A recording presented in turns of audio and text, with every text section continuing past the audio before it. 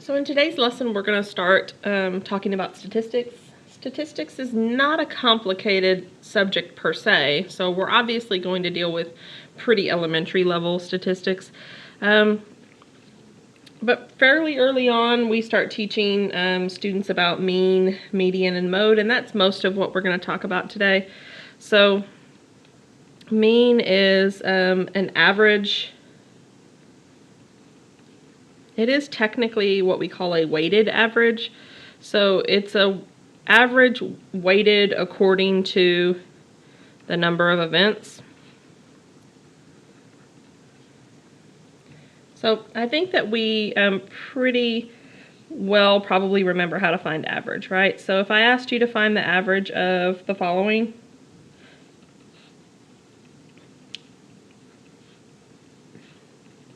notice that I have some serious repeats in this problem, right? And so the mean, the formula for mean, if you aren't aware of it already, is you're gonna take the sum of all the numbers, and then you're gonna divide that by the total number of values.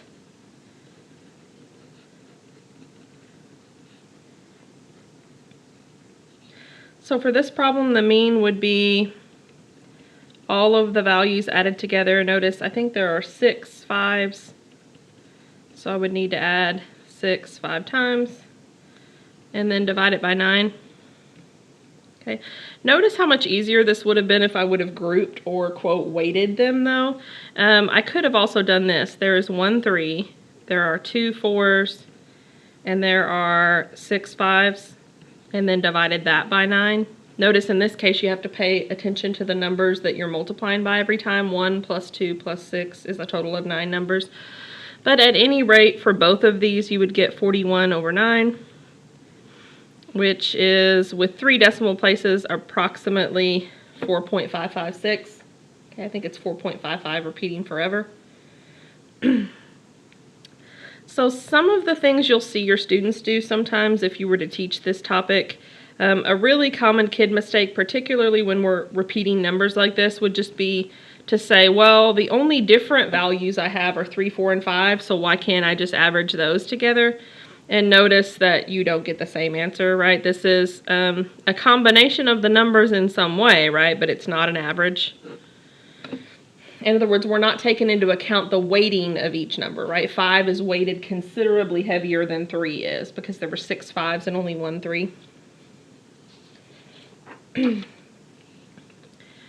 All right, so I do this next problem with my face-to-face students, and I actually did this with my students in the classroom too when I taught high school, just because I wanted them to know how to figure out their own average, because you'll have those students that come to you. I have students that come to me in high school and college, and they're like, what do I have to make on the final to make a such and such average? Or maybe you found yourself questioning that in this class or another class. So let's see if we can strategize and figure out a way to talk about how we could have our students figure this out for themselves rather than us tell them that answer. It's always best if they can figure it out for themselves. So Jill has an 85 in her class before the final exam. The final counts for 25% of her course grade. Can she end up with an A in the class?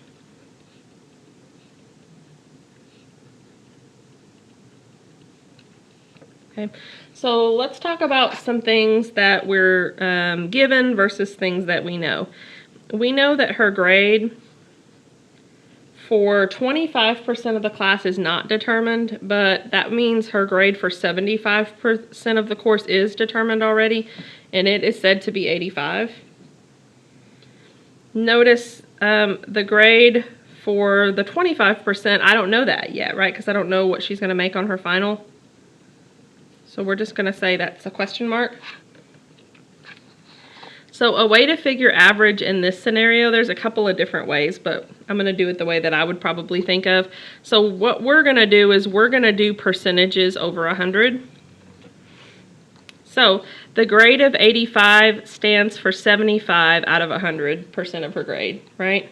And then we don't know what she's going to make on her final, but that stands for 25% of her grade. So think of it like there are literally 75 grades that were 85, right? I know there literally aren't, but I'm just saying that's how they're weighted, right? 75% means 75 out of 100 of them were 85s, okay?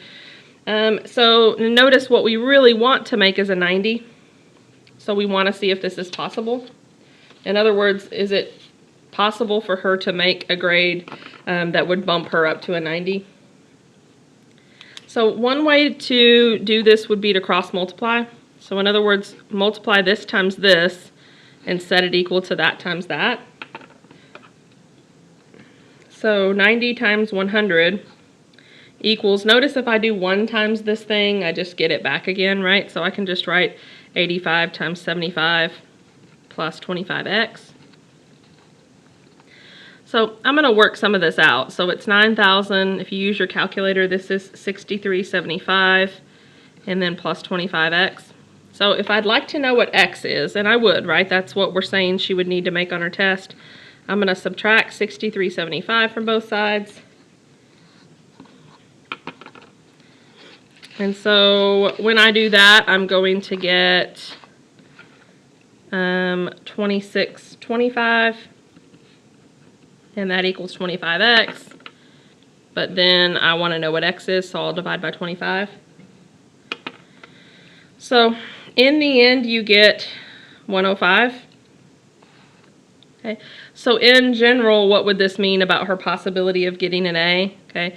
The answer would be no, she can't make an A. I guess we could say unless there's bonus points on the test or something.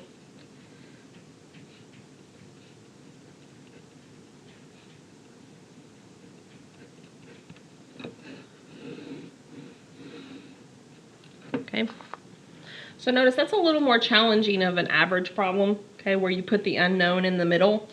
So we always want to kind of vary the problems we give our students. And the reason I like a problem like that is A, because it's just practical, okay, and B, because it does require a little more thought process. So this is definitely a higher level version of average than, say, the first one I gave, okay.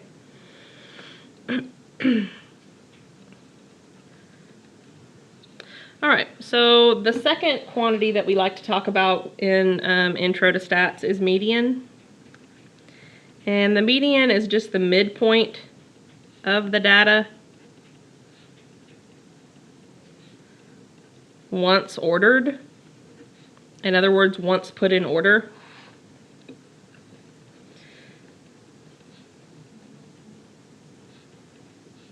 If there is an odd number of values,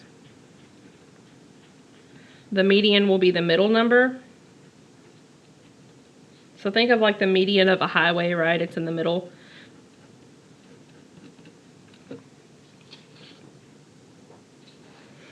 But if there are two numbers tied for the middle, and that's going to happen anytime there is an even number of values.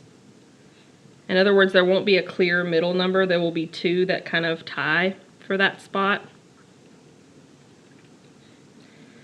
In that case, the median is going to be the average of the two middle numbers.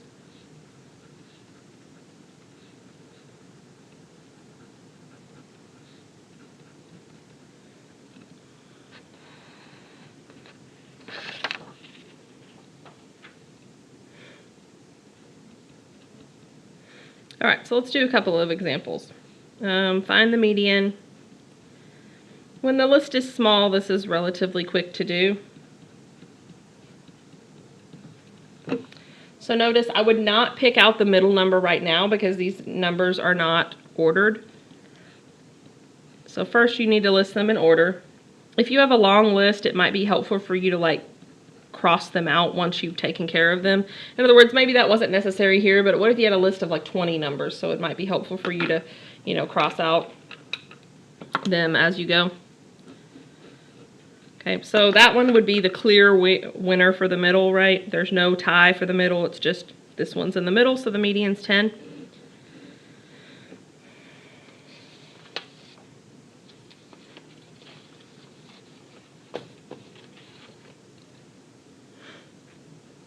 So let's do one where we have an even number of values just to show you that.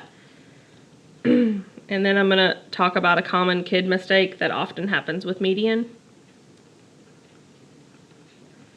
You know, as a teacher, it's your job to understand the material so well that you kind of anticipate student problems before they come up. Okay, so it's helpful if you'll learn this more as you've been teaching longer, but it's helpful when you know kind of where their pitfalls are going to be, where are they going to struggle, so that you can kind of address that at the front end instead of worrying about it after the fact, after maybe possibly damage has been done, right? So here we have 2 tied for the middle. So all we need to do is average those 2.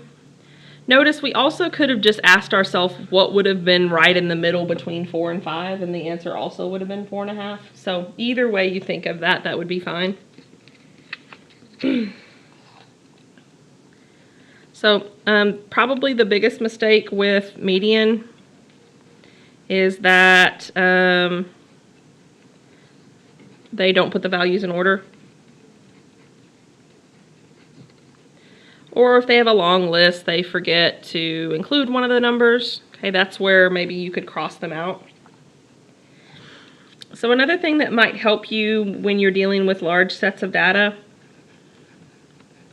in other words, when you have a list of numbers that is kind of long and you're having trouble figuring out where the middle is, one thing that you can do is divide the total number of values by 2, and then you'll know kind of where to look for the middle.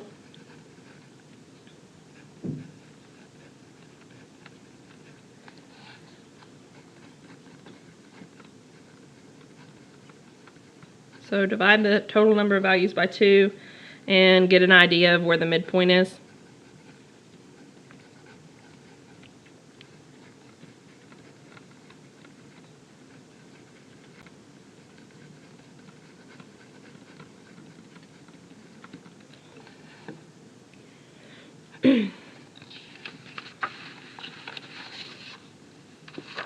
All right, so let me demonstrate that for you.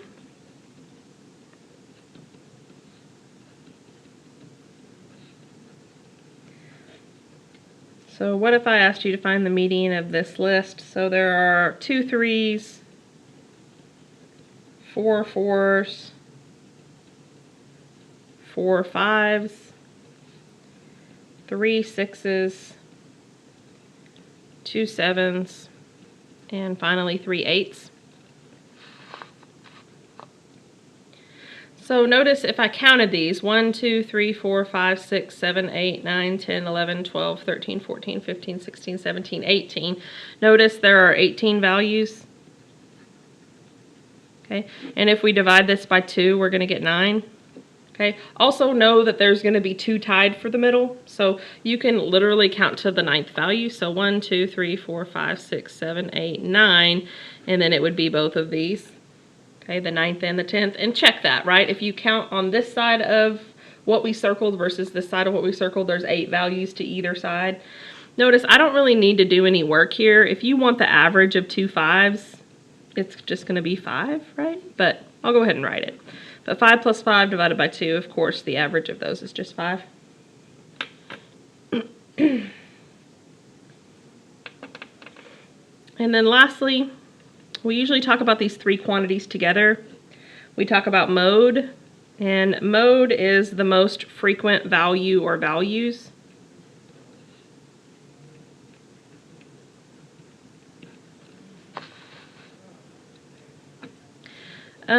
If something is said to be bimodal, the prefix bi means 2, so it just means that the data has 2 modes.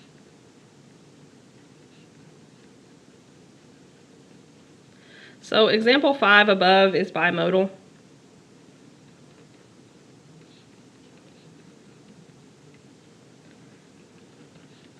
So if you look at the count of all the numbers, notice that 4 and 5 kind of tie for the top spot.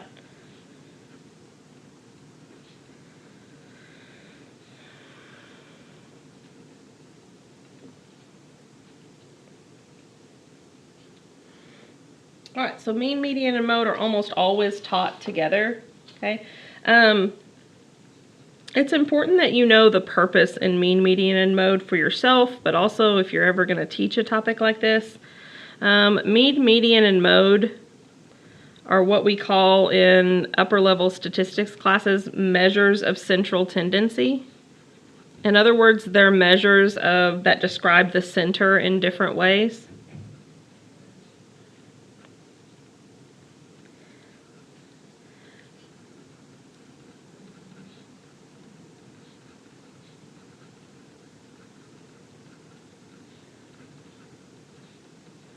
In other words, when we say center, sometimes we don't always mean the mean. Sometimes we really actually mean the median, and then sometimes we actually mean the mode, but all of it is used to predict / estimate future data.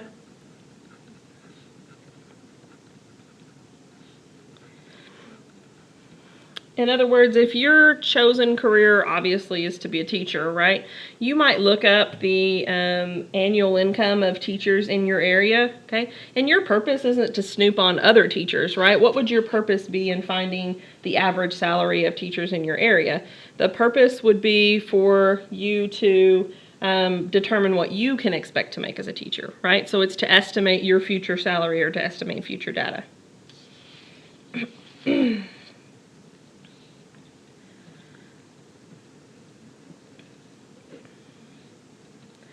All right, so the range is going to be the highest value minus the lowest value. So the range is just literally how much spread the data has. That's a term that's used in statistics. Or how far spread out is the data.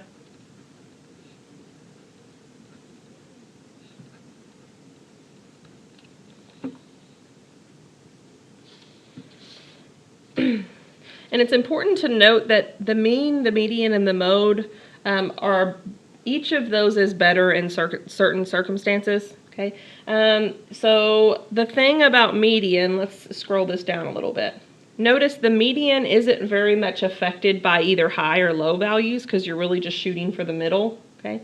So sometimes the median is a better predictor of future values than the mean, because the mean is going to be like, what if I had a number that was like 100 in here? That 100 would throw my average off quite a bit, but notice 100 being added to the end of the list wouldn't change the median that much. Okay, so different situations call for different versions of the central tendency, whether we want mean, median, or mode. So when I teach this, I usually like to do some sort of data collection with my students. That's not necessarily possible in this setting, right, since y'all are all online.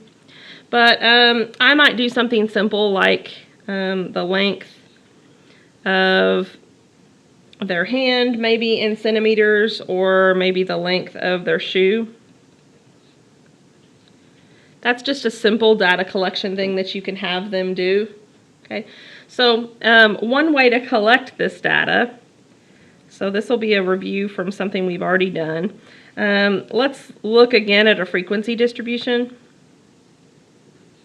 So remember we looked back at this, or we looked at this when we were talking about pie charts, line graphs, bar graphs, stuff like that. A frequency distribution is really a great tool to collect data, and then we can summarize the data however we wish. So I have centimeter cubes in my classroom, and I'm just going to give you a sample measurement of one of my classes and kind of what measurements they got. So literally the centimeter cubes are cubes that are centimeters long, and they fit together kind of like Lego pieces. Okay, so let's say that you had 20 people in class, and you had them each measure their hand length. Okay, now keep in mind when you have a topic of measurement, you'll need to make sure that they understand how you want them to measure, right? So if I were doing this with students, I would say, make sure you go from the base of your palm to maybe the top of your middle finger. And if you have fingernails, let's not include it. Okay, in other words, you want your data collection to be correct. Okay, but then you could just have them raise their hand. Okay, so here is the literal tally that I got from my face-to-face classes. 9 people had a 17 centimeter length hand. And then finally 4 people had an 18 centimeter length hand. All right, so let's talk about the mean, the median, and the mode. Now, if I have to add 20 numbers together, that's going to be a really kind of a pain, right? So notice I can do the shortcut here. So, and I would definitely suggest you do that. So the mean, I could say there are 2 15s, there are 5 16s, there were 9 17s, and there were 5 18s. And we're going to divide that by the 20 people that we have total.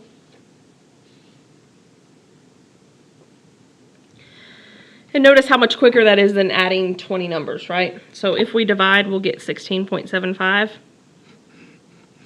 Okay, notice the mean doesn't have to be one of the data values, right? So we didn't have anybody necessarily with a hand length of a decimal number, but the mean ended up being a decimal.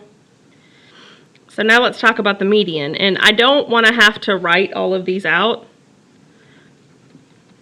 So the median would be the middle value, right? So you just need to do our method, our little trick method, right? If there are 20 people, then you're looking for the 10th and the 11th one. So if you go 1, 2, and count them in order, right? Notice the 10th and the 11th would all be, so this is 7, right? 8, 9, 10, 11 would all be right here, okay?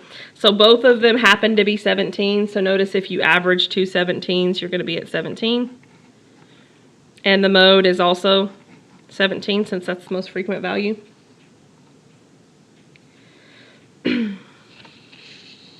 So it's always good when you have your students kind of collect their own data. Again, that's not necessarily possible for you guys, but if you're going to teach it, it's always great to get them involved in the data collection process. So I mentioned before what values that were high or low might do to our calculations. But these are technically called outliers.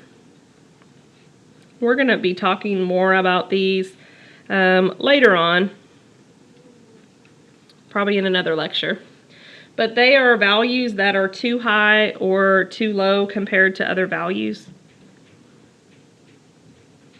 And we're going to talk about how to tell the difference between just a value that happens to be like the maximum or the highest value and maybe a value that is a true outlier. And one way you can tell the difference is outliers really mess up your mean. So a word we use when data is messed up is skew. It really skews our data. The definition of skew is just it gives us unexpected results.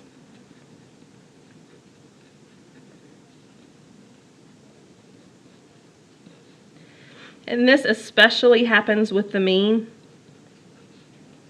Not really so much with the mode or with the median, okay, but especially with the mean. So everybody always seems to want to use the mean to describe what we expect values to be, but actually a lot of times the median or mode might be better, okay. So I'm going to end this video lecture with a real life story about a time when an outlier really messed with our data quite a bit, okay, or messed with someone's data. So everybody knows who Michael Jordan is, right? One of the greatest basketball players of all time. Well, what you might not know is that he graduated from the University of North Carolina with a geology degree, as in the study of rocks, okay? So clearly he didn't use that degree so much, right? Well, the geology department at that university was doing a brochure for their geology department. They were trying to recruit future geology majors, okay? So they sent out an email massively to every geology major, okay? Just probably hit a button on a list, okay, and then send it out. And they said, respond back with your annual income, because they were wanting to put the average income of a geology major that they could expect when they went out in the workforce. Well, Michael Jordan clearly isn't making his money from geology, right? But he answered, and I don't even know what his annual salary is, but it's a lot higher than other geology majors, okay? And so it ended up skewing the results so much. His salary was in the multi-millions, okay? I think even hundreds of millions, whereas the average salary of a geology major is probably like $50,000. It skewed their data so much that, and they didn't check their data, by the way, they just printed their article, and they said something like, geology majors majors can expect to make $90,000 a year. And everybody's like, whoa, whoa, that seems a little high. Okay, and then when they went and did research, they realized that Michael Jordan was one outlier that actually skewed all the results. Okay, notice if they would have used like median or something, Michael Jordan's answers really wouldn't have made that much of a difference, right? We would have picked the numbers in the middle. And so the Michael Jordan number that was so far crazy higher than everybody else's wouldn't have made that much of a difference. Okay, so just be aware that, and as you're doing your homework, think about that. Sometimes we want to use one version versus the other. Okay, so keep that in mind. Also, before you watch the next video lecture, okay, I want you to take out this home run statistics paper that I gave you, and I want you to figure out for both players, for Babe Ruth and Hank Aaron, what all of their central tendency numbers are. So in other words, mean, median, and mode, okay? And then I also want you to do the range, okay? And once you've done that, I actually want you to send me an email with these values. So I want you to send me an email to the email. You can do that through D2L or through what's on the syllabus. And I want you to email me what you get for the mean, the median, and the mode for both Hank Aaron and Babe Ruth. Okay. Just a quick thing to notice. Notice that Babe Ruth only played 22 seasons, whereas Hank Aaron played 23 seasons. So that means when you do the mean, you're going to have to take that into account. Okay, so email that to the email address on D2L or the email address on the syllabus.